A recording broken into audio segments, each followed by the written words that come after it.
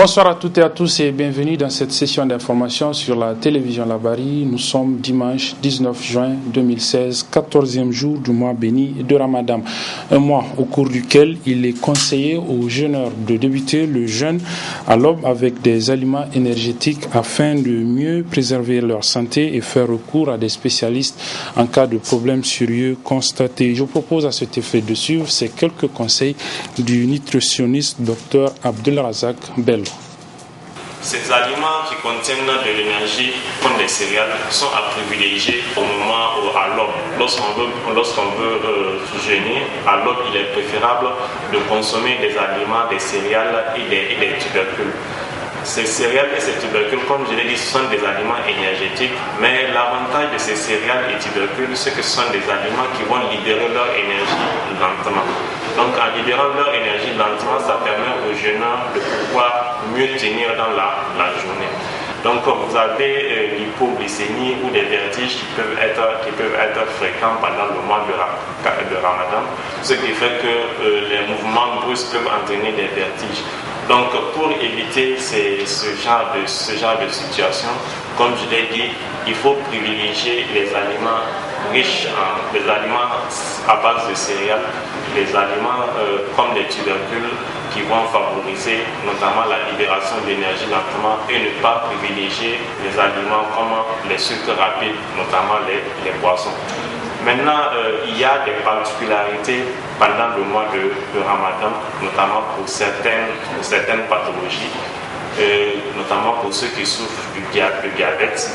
Je pense que déjà avant de faire le Ramadan, il faut prendre attache avec son médecin traitant. Généralement, l'intention de faire le jeûne est là et cette intention doit heureusement être associée avec l'avis du médecin.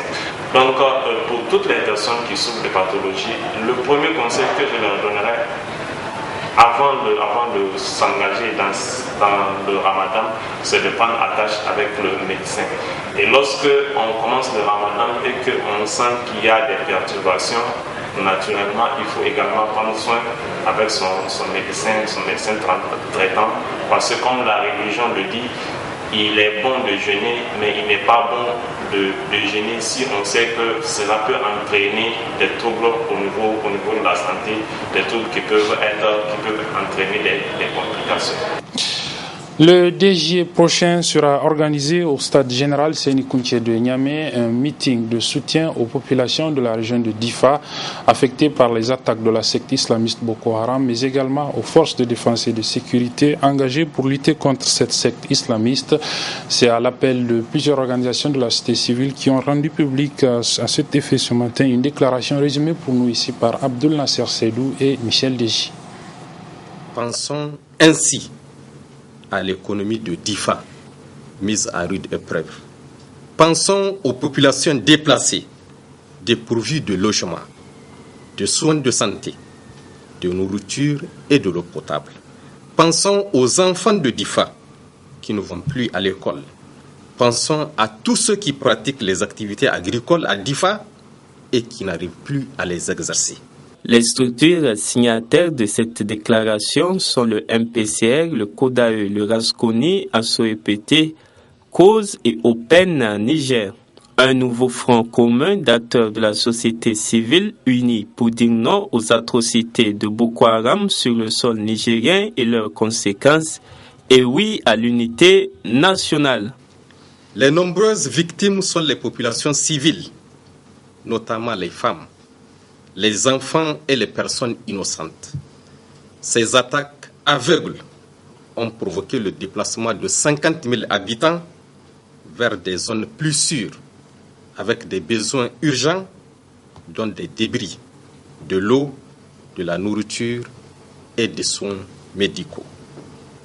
Devant cette grave situation, le sentiment du devoir suprême commande à la société civile nigérienne de dénoncer cette situation et de lancer un vibrant appel à l'opinion nationale et internationale afin que notre pays soit vaillamment défendu pour peu que la communauté internationale fasse le choix d'agir en redoublant d'efforts face au drame sans précédent qui endeuille le peuple nigérien.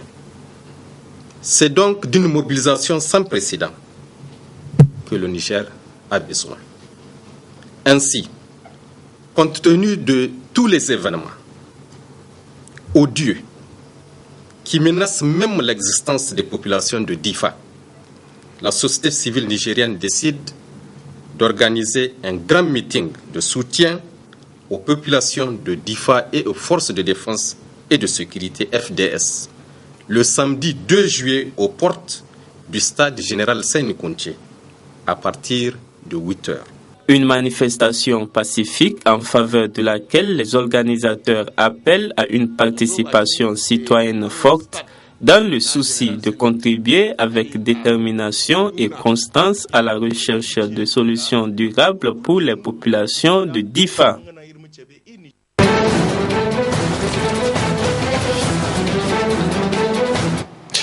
Voilà, hors de chez nous, Virginia Raggi sera peut-être la première femme à diriger Rome, la capitale italienne. Ce dimanche était en effet jour de vote dans les grandes villes d'Italie. Le second tour des élections municipales à Rome, donc la capitale, c'est la candidate du mouvement populiste 5 étoiles qui a les faveurs des pronostics. Récit. Puis tôt dans la matinée, les Romains viennent déposer leur bulletin de vote dans les bureaux de la capitale italienne, très conscients des enjeux pour la ville comme pour le pays. Il nous faut un changement de cap sérieux d'un point de vue social et politique. Et là, on est loin du compte. Les banlieues sont abandonnées. Le centre-ville n'est qu'une vitrine pour les touristes. Je pense que c'est Virginia Raggi qui va gagner à une large majorité. Parce que les Romains en ont marre et que le bilan du maire précédent n'est pas brillant. Il a créé beaucoup de désillusions et on ne peut que faire mieux. Virginia Raggi, effectivement, est bien partie pour devenir la première femme à diriger Rome. Face aux représentants du parti de Matteo Renzi, la candidate du mouvement 5 étoiles a remporté le premier tour de l'élection municipale il y a 2 semaines avec 10 points d'avance sur son adversaire. Son élection sonnerait comme un coup de semonce pour le parti démocrate du Premier ministre Matteo Renzi. Elle renforcerait aussi la crédibilité du mouvement 5 étoiles avant les élections législatives de 2018.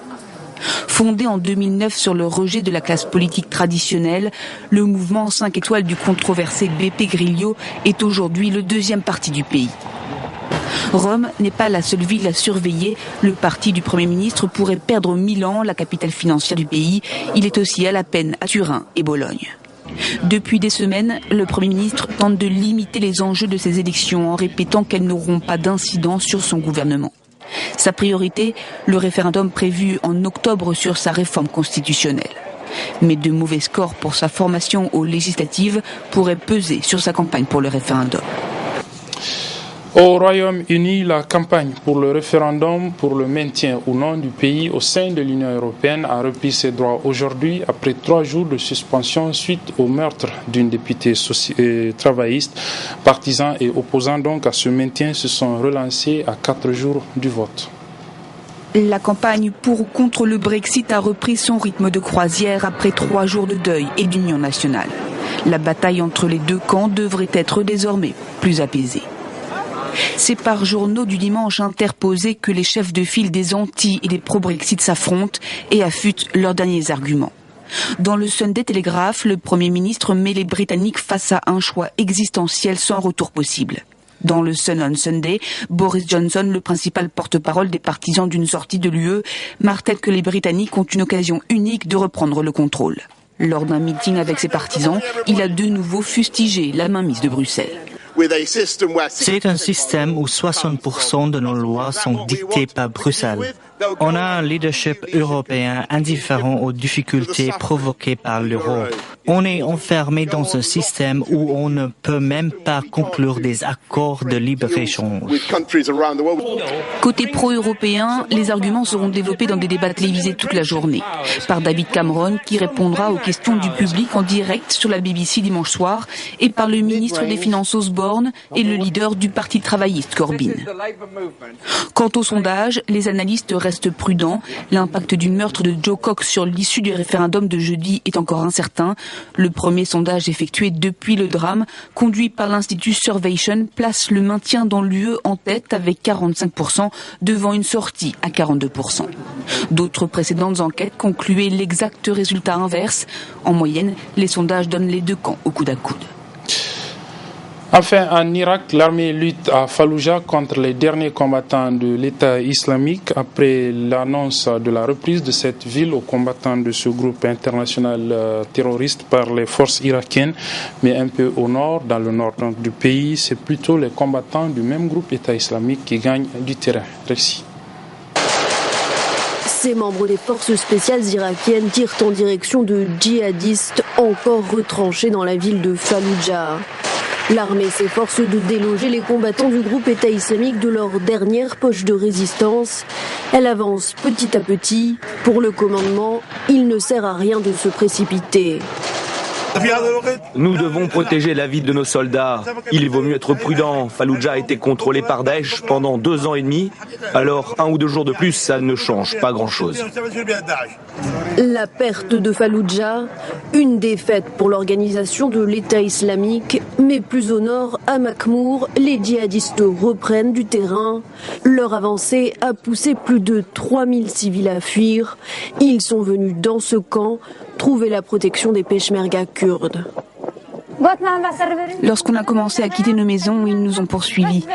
Les combattants du groupe État islamique nous tiraient dans le dos avec leurs armes, mais on avait décidé qu'on préférait mourir avec fierté plutôt qu'aux mains de l'organisation de l'État islamique. L'armée irakienne a ouvert samedi un second front à Mossoul. Elle se prépare à lancer l'assaut sur ce dernier grand bastion de l'organisation État islamique en Irak.